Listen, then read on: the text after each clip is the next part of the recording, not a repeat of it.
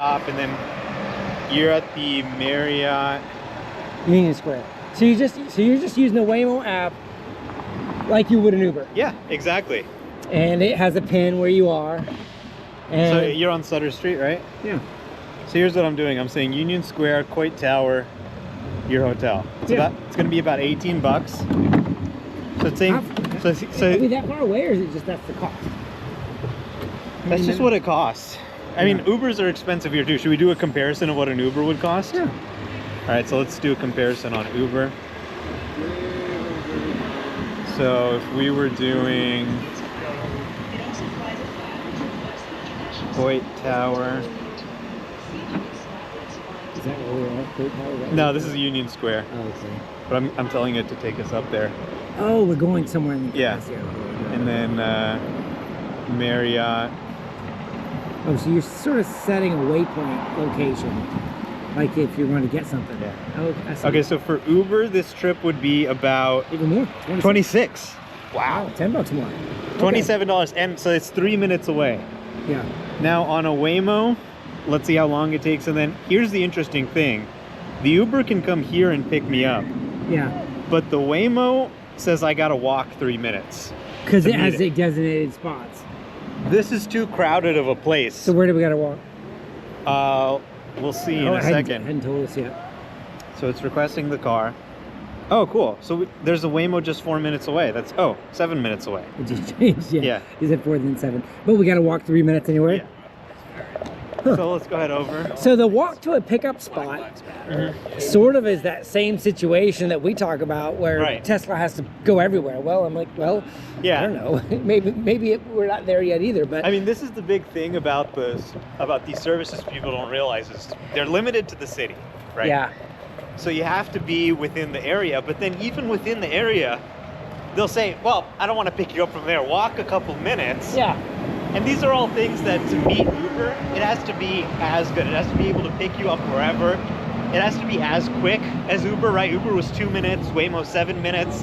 That's not a big difference, but it's an extra 5 minutes. Yeah. So that's doable. Sometimes it's 20 minutes, sometimes it's more. Yeah.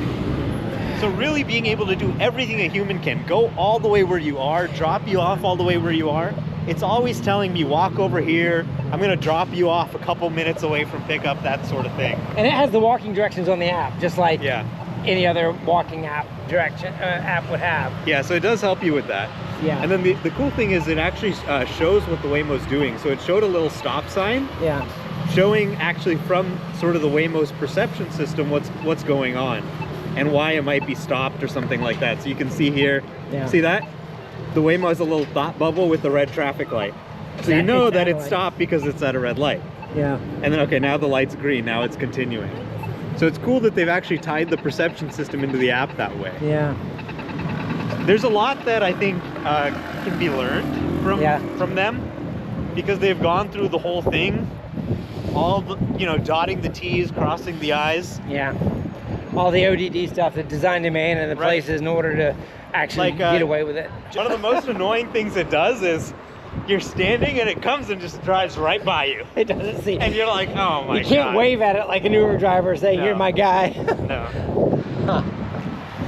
Interesting. And so one of the reasons why we're taking a Waymo is so the cruise has a service area or service hours. Yeah. So you can't actually take it during the daytime. Oh, it's still at night. Okay. Yeah. So only Waymo works during the daytime. So is this about where that dot was? Yeah, I think so. So look, here's what Cruise says. We'll be back later, 9 p.m. to 5:30 a.m. Yeah, okay. And that's their service area. Yeah. There's a couple areas that are blocked off, you can see. It's kind of interesting, actually, like certain areas where they just won't go, right?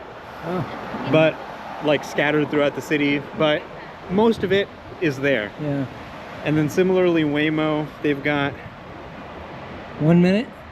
Waymo's got pretty much all of San Francisco. Yeah, see you in 1 minute. Yep. So let's see if we can spot it. It must be coming down. Don't see it yet. I think I see it.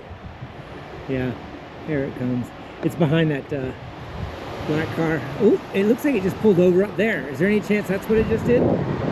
I don't know. Uh-oh. Now it says see you in 7 minutes. I just saw it pull over. I swear. See it right there? Well, isn't that it? Yeah, but the problem is there's no way for it to tell See, it's got its right blinker on.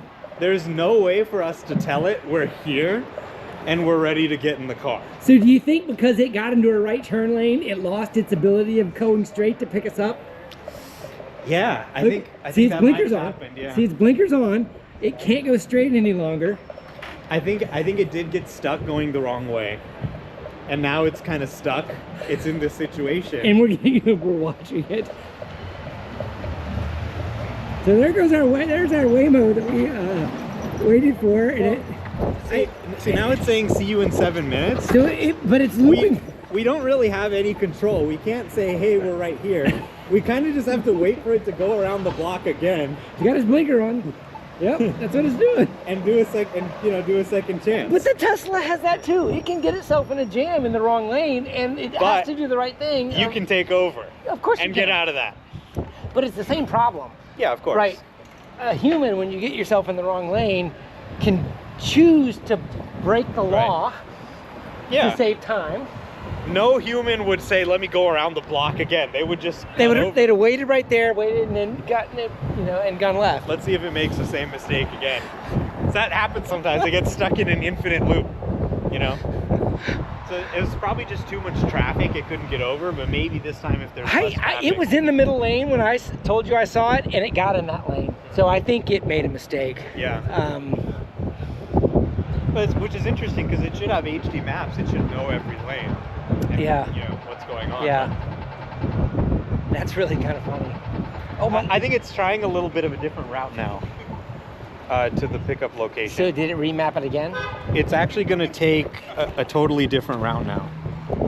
And it's going to come down this road? Yeah. And then take a right? Yeah. Yeah.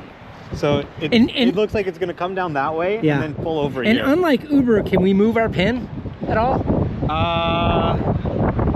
Because no. Sometimes I think it does allow you to adjust on map a little bit. Sometimes when I'm in an Uber, I know where my pin needs to be to help the driver with one-way streets get to me. Okay, I'm feeling good about this. But so this is interesting. I wonder if a human told it to take that new route, or if its algorithm was smart enough to say, okay, we failed on this route, let's take a different approach. Yeah. Because this is like the kind of interesting thing. Self-driving cars are going to have some problems. There are going to be some challenging intersections. But if it can just take a route, even maybe not the shortest route, but it can still get there, then, it still works. But the problem for Waymo is like, okay, is the passenger now waiting, or are they canceling and calling an Uber, right? Yeah. So we're obviously patient because we want to try the Waymo. But your average customer who just wants to get somewhere, for this to be a money-making service for them, they'd probably bailed. It's a very high bar. They'd probably bailed on that first miss and called an Uber or done something different. Safety is the bare minimum. It needs to be not only safe, but comfortable, but fast, but quick. Yeah. Not get you to work late and get you fired. Maybe it saw these police sitting on the other side of the street and said, I'm definitely not going to go. Yeah, maybe it's afraid of getting a ticket. Who knows? Although apparently they have no way to ticket them. So they break laws and... No way to stop them, to give them a ticket. No way to throw something under the windshield. It's a funny dispute, actually, because the city of San Francisco hates them. Yeah. They're like, we don't want these cars on our road. But the California Public Utilities Commission at the state gave them the license. Yeah. And so it's just kind of this weird regulatory thing where the actual city where they are finds them to be a nuisance. But the state has said, no, we're allowing them. This is under the DMV's jurisdiction. Yeah. All right, so 3 minutes. It's gone up to 4 minutes now. It's a left turn. It's going to go another 5 blocks and loop around. I mean, these are challenging areas. Lane. Oh shit! I thought it was going to go around that one. No, it stayed in the lane. It's kind of weaving in that lane a little bit though. Yeah. Maybe it was giving those cars a little bit of berth. Maybe it was trying to decide if they were stopped or whatever. Yeah. And it does have a light, so it's waiting at a light with those cars. You got a lot of pedestrians here too, waiting to cross. Yeah. So that'll be a little challenge for it. but nothing they can't. All right, it's got a lead car that's got to wait too. This is 14 years of engineering. Oh, look at it. Oh. It's taking the inside position.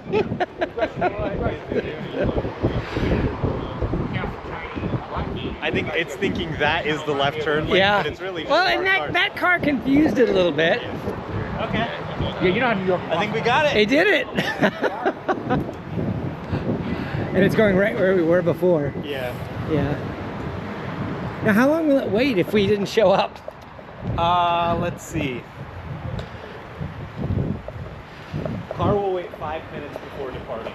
Yeah. Cool. So I unlocked it from the app. All right.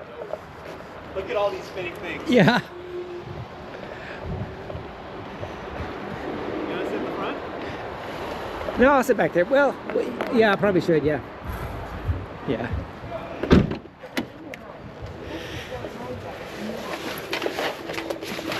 There's a USB-C port here if you want it. To begin your ride, press the start ride button in your app. Now I got to start ride button here. Could I do it manually, or do you have to do it in the app? You can hit it if you would like.